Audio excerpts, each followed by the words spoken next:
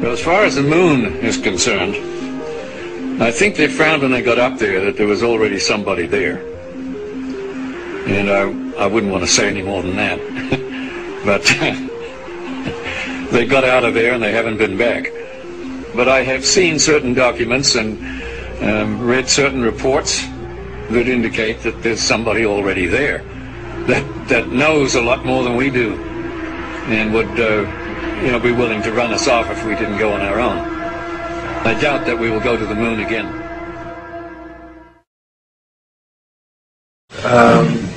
In mid-1965, I was loaned to the Lunar Orbiter Project at NASA on Langley Field. They had problems with a piece of electronic equipment that was bottlenecking their production of photographs. I was taken into the laboratory where the equipment was malfunctioning. The Airman Second Class was in the darkroom at that time. I was also an Airman Second Class. About 30 minutes into the process, he said to me in a very distressed way, by the way, we've discovered a base on the backside of the moon. And then he proceeded to put photographs down in front of me, and clearly in these photographs were structures, spherical buildings, and towers.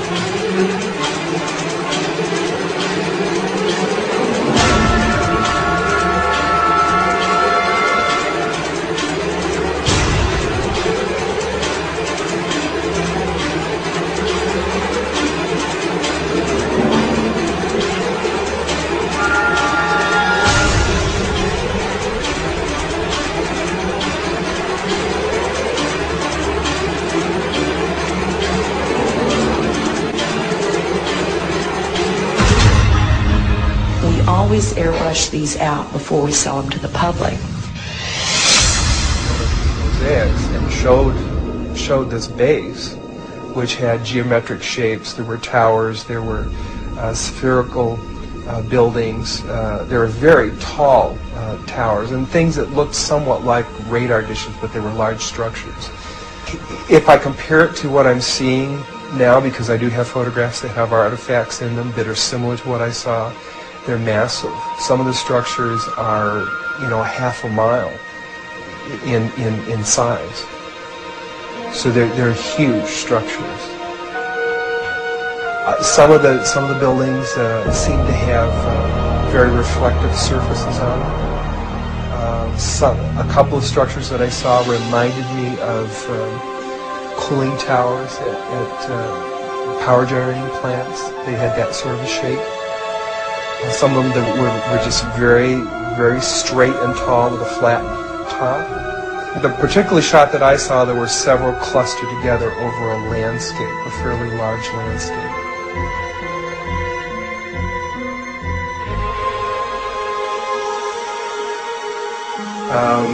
I worked there for 3 more days, and I remember going home and naively thinking, I can't wait to hear about this on the evening news.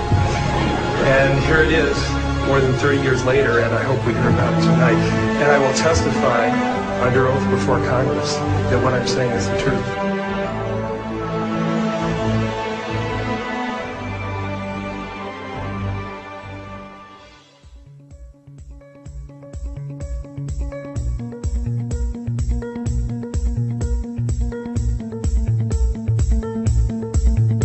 I want to talk about our common responsibilities in the face of a common danger. The events of recent weeks some, but the dimensions of its threat have loomed large on the horizon for many years. Whatever our hopes may be for the future, or reducing this threat or living with it, there is no escaping either the gravity or the totality of its challenge to our survival and to our security. A challenge that confronts us in unaccustomed ways in every sphere of human activity. The very word secrecy is repugnant in a free and open society, and we are, as a people, inherently and historically opposed to secret societies, to secret oaths, and to secret proceedings. If you are awaiting a finding of clear and present danger, then I can only say that the danger has never been more clear, and its presence has never been more imminent. For we are opposed around the world by a monolithic and ruthless conspiracy that relies primarily on covert means for expanding its sphere of influence, on infiltration instead of invasion, on subversion instead of elections, on intimidation instead of free choice, on guerrillas by night instead of armies by day. It is a system which has conscripted vast human and material resources into the building of a tightly knit, highly efficient machine that combines military, diplomatic, intelligence, economic, scientific, and political operations. Its preparations are concealed, not published. Its mistakes are buried, not headlined. Its dissenters are silenced, not praised. No expenditure is questioned, no rumor is printed, no secret is revealed. No president should fear public scrutiny of his program, for from that scrutiny comes understanding, and from that understanding comes support or opposition, and both are necessary. For as a wise man once said, an error doesn't become a mistake until you refuse to correct it. Without debate, without criticism, no administration and no country can succeed, and no republic can survive. That is why the Athenian lawmaker Solon decreed it a crime for any citizen to shrink from controversy. And so it is to the printing press, to the recorder of man's deeds, the keeper of his conscience, the courier of his news, that we look for strength and assistance, confident that with your help, man will be what he was born to be, free and independent.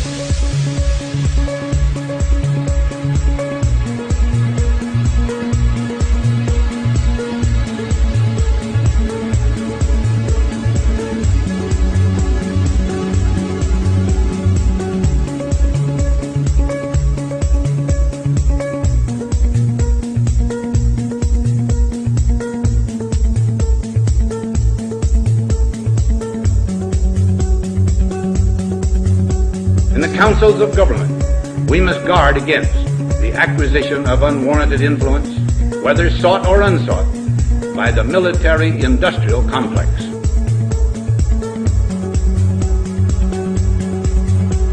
The potential for the disastrous rise of misplaced power exists and will persist. We must never let the weight of this combination endanger our liberties or democratic processes. We must also be alert that public policy could itself become the captive of a scientific, technological elite.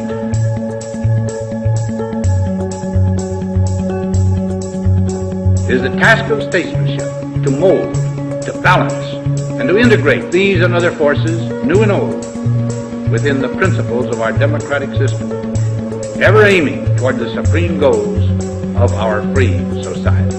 As we peer into society's future, we, you and I, and our government, must avoid the impulse to live only for today, plundering for our own ease and convenience the precious resources of tomorrow.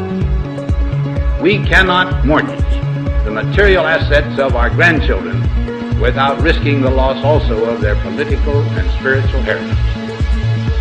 We want democracy to survive for all generations to come,